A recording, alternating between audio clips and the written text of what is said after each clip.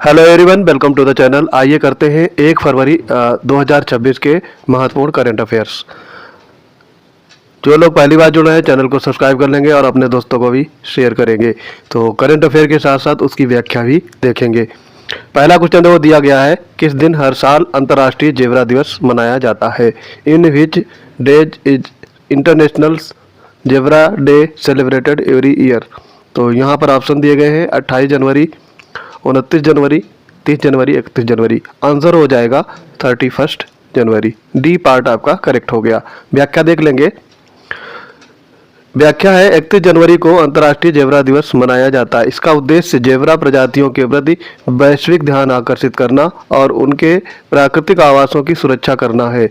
अन्य उद्देश्य जेवरा की घटती आबादी की ओर वैश्विक ध्यान आकर्षित करना था। ग्रेवी जेवरा को लुप्त प्राय श्रेणी में रखा गया है। तो ये आपका हो गया पहला क्वेश्चन। नेक्स्ट क्वेश्चन देखेंगे। 29वीं अखिल भारत नेशनल मार्शल आर्ट चैंपियनशिप 2026 कहाँ आयोजित की गई? Where was the 29th all India national martial art championship held? Option है आपके बिहार, झारखंड, गोवा, तमिलनाडु। आंसर इसमें हो जाएगा गोवा। गोवा में 29वीं अखिल भारत नेशनल मार्शल आर्ट चैंपियनशिप 2026 आयोजित की गई। व्याख्या इसमें देखेंगे। तमिलनाडु की रोशनी ने स्वर्ण पदक जीतकर इतिहास रच दिया। ये उपलब्धि युवा खिलाड़ियों के बीच पारंपरिक भारतीय मार्शल आर्ट की ओर बढ़ती लोकप्रियता को दर्शाती है। सिलंबम तमिलनाडु से एक उत्पन्न प्राचीन मार्शल आर्ट है। ये एक्स्ट्रा फैक्ट भी आपको ध्यान रखने हैं। अगला है, किस देश ने निपा वायरस के फैलने की चिंताओं के बीच भारत में जानवरों और पशु उत्पादों के आयात पर प्रतिबंध लगा दिया है? Which of the following countries has banned the import of animal and animal products from India amid concern over the spread of Nipah virus? तो यहाँ पर आपके जो कंट्री है, Kyrgyzstan, England, New Zealand, south Korea. तो ये किर्गिस्तान ने प्रतिबंध लगाया है। निपा वायरस इंडिया में फैल गया है, उसकी वजह से इन्होंने पशु, जानवर और उससे संबंधित उत्पादों के आयात पर प्रतिबंध लगा दिया। व्याख्या देख लेंगे। ये फैसला 2026 के शुरुआती महीनों में भारत से निपाह के मामलों की पुष्टि के बाद लिया गया। निपाह वायरस एक खतरनाक जूनोटिक वायरस है जो जानवरों से मनुष्यों में फैलता है और उसके लिए अभी कोई विशेष दवा या टीका उपलब्ध नहीं है। किर्गिस्तान के बारे में समझेंगे। मध्य एशियाई भू आबद्ध देश है, लैंडलॉक कंट्री है, राजधानी बिश्केक है। ये चीन, तजाकिस्तान और उज्बेकिस्तान के साथ सीमा साझा करता है। तो ये एक्स्ट्रा फैक्ट भी आपको ध्यान रखने हैं। अगला क्वेश्चन है, भारत की पहली एआई पावर्ड यूनिवर्सिटी किस स्थान पर लॉन्च की गई? Which of the following locations was India's first AI powered university launched? तो पटना, लखनऊ, मेरठ, भोपाल। तो भारत की पहली एआई पावर्ड यूनिवर्सिटी मेरठ में स्थापित की जाएगी। सी पार्ट आपका करेक्ट हो गया। व्याख्या इसमें देखेंगे। ये पहल कौशल विकास एवं उद्यमिता मंत्रालय के नेतृत्व में गूगल क्लाउड और चौधरी चरण सिंह विश्वविद्यालय के सहयोग से शुरू की गई है। पहली बार किसी भारतीय विश्वविद्यालय में एआई संचालित शिक्षण, अध्ययन और प्रशासनिक प्रणालियों का परीक्षण किया जाएगा। तो ये शुरू हो रही है चौधरी चरण सिंह विश्वविद्यालय मेरठ पे। नेक्स्ट है आपका, किस राज्य की झांकी को गणतंत्र दिवस 2026 की सर्वश्रेष्ठ झांकियों में घोषित किया गया? तो किस राज्य की झांकी को गणतंत्र दिवस 2026 की झांकियों में सर्वश्रेष्ठ झांकी घोषित किया गया? विच of the following states tableau was declared the best tableau among the Republic day 2026 टैब्लेक्स? तो इसमें आपको बताना है। ऑप्शंस हैं आपके केरल, बिहार, जम्मू कश्मीर या महाराष्ट्र। तो आंसर हो जाएगा महाराष्ट्र। महाराष्ट्र की झांकी को 2026 की झांकियों में सर्वश्रेष्ठ झांकी घोषित किया गया है। आगे इसके फैक्ट देखेंगे।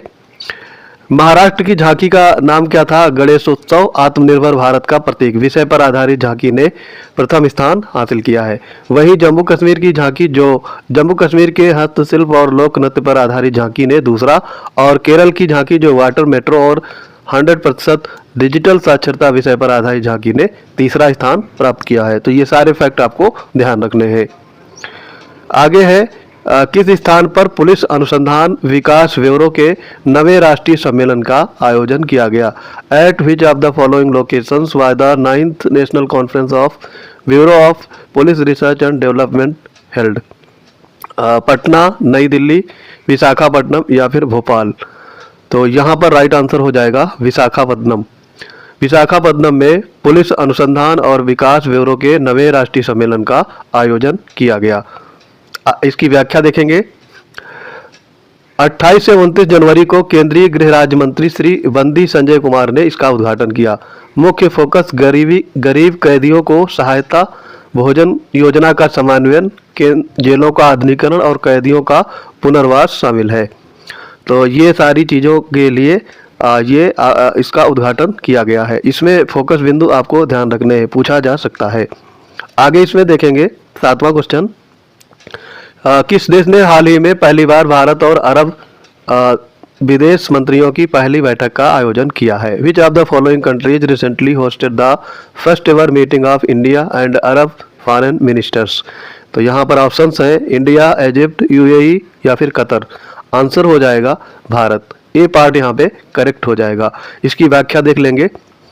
भारत ने नई दिल्ली में पहली बार भारत अरब विदेश मंत्रियों की दूसरी बैठक का आयोजन किया और ये आयोजन 10 वर्ष के अंतराल पर हुआ। इसमें 22 अरब विदेश मंत्रियों, प्रतिनिधियों और अरब लीग के महासचिव शामिल हुए। इस बैठक में मुख्य चर्चा में गाजा शांति योजना, क्षेत्रीय स्थिरता और ऊर्जा सुरक्षा जैसे मुद्दे शामिल रहे।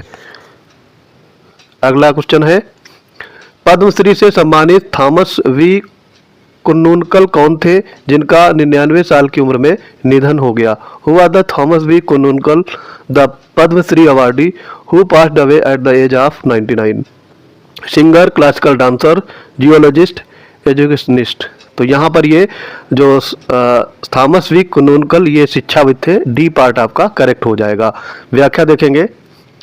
इन्होंने national institute of open schooling NIOS की इन्होंने स्थापना की थी और इनको जो फेल हो जाते थे छात्र या फिर असफल छात्रों का मसीहा भी कहा जाता है। इन्होंने 1974 में पद्मश्री प्राप्त किया और 1980 से 1987 तक केंद्रीय माध्यमिक शिक्षा CBSE के चेयरमैन के रूप में कार्य किया। तो ये सारे फैक्ट आप याद रख सकते हो क्योंकि NIOS के ये फाउंडर थे। ये इम्पॉर्टेंट है, पूछा जा सकता था कि जिनका निधन हो गया वो किस संस्था के फाउंडर थे। तो यहाँ पर आंसर होगा NIOS। अगला देखेंगे, कौन पथिक ऐप के साथ आधार को एकीकृत करने वाली भारत की पहली कानून प्रवर्तन एजेंसी बन गई है?